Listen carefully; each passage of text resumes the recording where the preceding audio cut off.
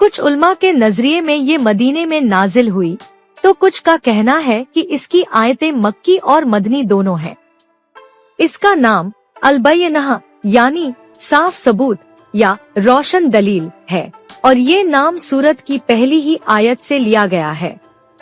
ये सूरत दीन हक, सच्चे धर्म को अपनाने में ढील और हिचकिचाहट रखने वालों के बारे में एक साफ और स्पष्ट चेतावनी देती है। पूरा माहौल और वजह नुज़ूल।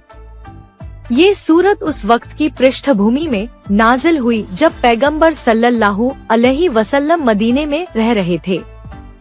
वहाँ अहले किताब यहूदी और ईसाई और मुशरिकीन, मूर्ति पूजक दोनों ही तरह के लोग मौजूद थे। अहले किताब अपने अपने दावे करते थे कि उनका धर्म सही है, लेकिन जब अल्लाह की तरफ से सच्चा दीन और आखिरी पैगंबर आ गया तो उनमें से बहुतों ने उसे मानने से इनकार कर दिया। वो कहते थे कि जब तक कोई साफ सबूत और चमत्कार नहीं आ जाता हम ईमान नहीं लाएंगे। इस सूरत का मकसद उन्हें जवाब देना था कि तुम्हारे पास अल्लाह की किताबें हैं, उनमें पैगंबर के आने की भविष्यवाणी है, फिर भी तुम मानते क्यों नहीं? अब तो सबसे बड़ा साफ सबूत कुरान और पैगंबर आ चुका है। सूरत की तशरीह, व्याख्या और उसके अंदरूनी पहलू। सूरत की शुरुआत उन लोगों के ढीठपने का जिक्र करते हुए होती है जो सच्चाई को मानने से कतरा रहे थे। 1. किताब वाले लोगों और मुशरिकीन में से जो लोग काफिर थे वो अपनी कुफ्र की हालत से तब तक नहीं हटने वाले थे जब तक कि उनके पास साफ सबूत न आ जाए। यानी यहूदी, ईसाई और मूर्ति पूजक तीनों तरह के काफिर अपनी जिद पर अड़े हुए थे। उनकी यह हालत तब तक नहीं बदलनी थी जब तक उनके सामने एक रोशन दलील पेश नहीं कर दी जाती। 2. वो साफ सबूत है, अल्लाह का एक रसूल जो पाक साफ लिखी हुई आयतें पढ़कर सुनाए। ये साफ सबूत कोई चमत्कार नहीं बल्कि खुद पैगंबर सल्लल्लाहु अलैहि वसल्लम और कुरान है। आप लौहे महफूज से लिखी हुई पाक आयतें लोगों को सुनाते थे। 3. उन आयतों में सीधे और पक्के लिखे हुए अहकाम हैं, यानी कुरान की आयतों में दीन के जो हुक्म हैं, वो सीधे और स्थायी हैं, उनमें कोई टेढ़ नहीं है। इस साफ सबूत के आ जाने के बावजूद लोग 2 हिस्सों में बंट गए। 4. और जिन लोगों को किताब दी गई थी वो इसलिए बंट गए कि उनके पास साफ सबूत आने के बाद भी उन्होंने आपस की जलन और बड़ाई के मारे ईमान नहीं लाया। यहाँ बताया गया है कि अहले किताब के लोगों ने जानबूझकर ईमान नहीं लाया, सिर्फ इसलिए क्योंकि आखिरी पैगंबर उनकी अपनी कौम में से नहीं आया था।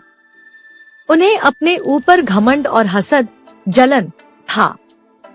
फिर सूरत हर इंसान के सामने दीन की एक बुनियादी हकीकत रखती है।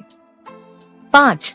हालांकि उन्हें यही हुक्म दिया गया था कि वो अल्लाह की इबादत करें, उसके लिए दीन को खालिस करके एकाग्र होकर और नमाज कायम करें और ज़कात दें, और यही सीधा दीन है। यानी हजरत इब्राहीम अलैहिस्सलाम से लेकर हर पैगंबर ने यही दीन पेश किया था, सिर्फ अल्लाह की इबादत, नमाज और ज़कात। ये दीन की असल और सीधी शक्ल है। अब सूरत दुनिया के लोगों को 2 साफ साफ गिरोहों में बांट देती है और उनका अंजाम बताती है। 6. बेशक जो लोग काफिर हुए, चाहे वो किताब वाले हों या मुशरिक, वो जहन्नुम की आग में हमेशा रहने वाले हैं। यही सबसे बुरे लोग हैं। यानी चाहे कोई यहूदी, ईसाई हो या मूर्ति पूजक, अगर उसने इस साफ सबूत कुरान और पैगंबर को नहीं माना तो उसकी मंजिल जहन्नुम है। 7. बेशक जो लोग ईमान लाए और उन्होंने अच्छे काम किए, यही सबसे बेहतर लोग हैं। ये वो लोग हैं जिन्होंने तौहीद को माना और नेक अमल किए, चाहे वो पहले अहले किताब में से हो या कोई और। 8. उनका बदला उनके रब के पास हमेशा रहने वाले बाग हैं, जिनके नीचे नहरें बह रही हैं, वो उनमें हमेशा हमेशा रहेंगे। अल्लाह उनसे राजी हुआ और वो उससे राजी हुए। ये इनाम उस शख्स के लिए है जो अपने रब से डरता रहा। ये आयत मोमिनों के लिए जन्नत का खूबसूरत वर्णन करती है। ये सिर्फ बाग और नहरें ही नहीं, बल्कि अल्लाह की रजा की सबसे बड़ी कामयाबी है। ये सूरत हर दौर के इंसान के लिए एक बहुत बड़ा पैमाना है। सबसे पहले तो ये हमें बताती है कि अल्लाह ने हिदायत के लिए कोई बहाना नहीं छोड़ा है, उसने साफ सबूत भेज दिया है। दूसरा, ये सूरत हमें दीन की असल शक्ल दिखाती है, खालिस इबादत, नमाज और ज़कात। तीसरा, ये सूरत हमें सिखाती है कि किसी गिरोह या कौम का नाम लेकर कामयाबी नहीं मिलती, बल्कि ईमान और अमल से मिलती है। आखिर में ये सूरत हमें दो ही अंजाम बताती है, कुफ्र की सजा जहन्नुम है और ईमान की जिद जन्नत है। निष्कर्ष, सूरह अल-बय्यिना हमारे सामने हक और बातिल की लड़ाई की साफ तस्वीर पेश करती है। ये हमें बताती है कि दुनिया में कोई तीसरा रास्ता नहीं है, या तो इंसान सच्चाई को मानकर जन्नत वालों में शामिल हो जाता है या फिर उसे झुठलाकर जहन्नुम वालों में।